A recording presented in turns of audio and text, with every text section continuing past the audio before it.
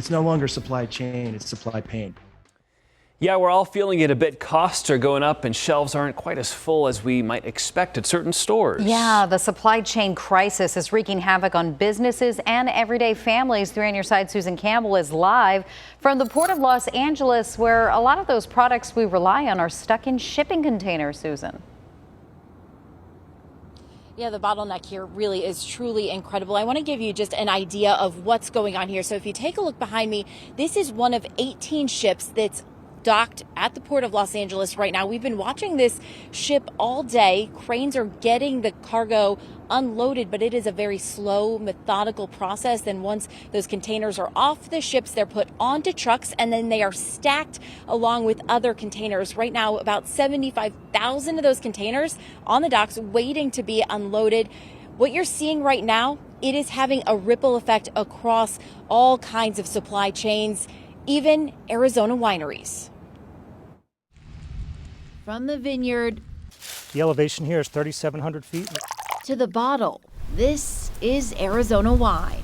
Now is a very important time. We have some traction with Arizona wine, and we really want to keep that forward momentum going. We have 4 brands. Calvin Arnold is the national sales director for CADUCEUS Cellars. He says the winery has missed 2 recent festivals, one in Kentucky and one in Florida, because there was just no way to get the wine there in time. You're looking at sometimes 8 to 12 weeks to get refrigerated trucks to transfer wine.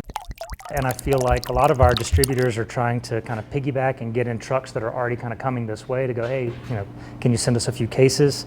That's going to be the short-term solution.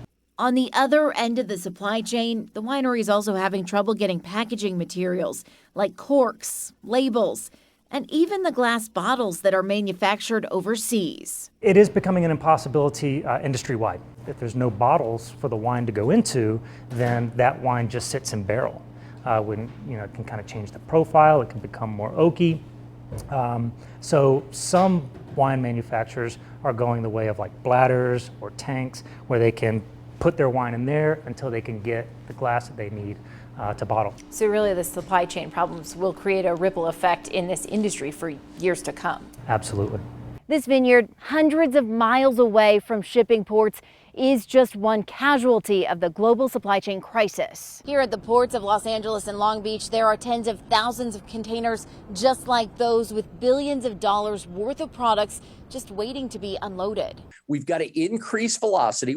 Gene Soroka is the executive director of the Port of Los Angeles. He says the port is averaging 17 ships working per day. Clearing our docks of imports and empties have been a priority of ours in recent weeks. And Soroka says there's been progress. He says the amount of cargo sitting here 9 days or longer has dropped by 29%. But supply chain analysts warn this backlog will last for months. We're going to be experiencing for quite some time. We'll probably be talking about it in May and June of next year. In the meantime, many businesses are stuck waiting and wondering when their shipments will arrive. Do you think your glass is sitting in the middle of a harbor on a boat? I hope so. I hope it's that close. So speaking of in the middle of a harbor right now, 94 vessels are out there on the water, anchored, just waiting for their turn to get into the dock so they can start this process of unloading, a very slow process that could take days for ships to get unloaded and get those containers off to move out and let another ship into the port. The Port of Los Angeles says they expect about 10.8 million containers to pass through this port just this year, guys.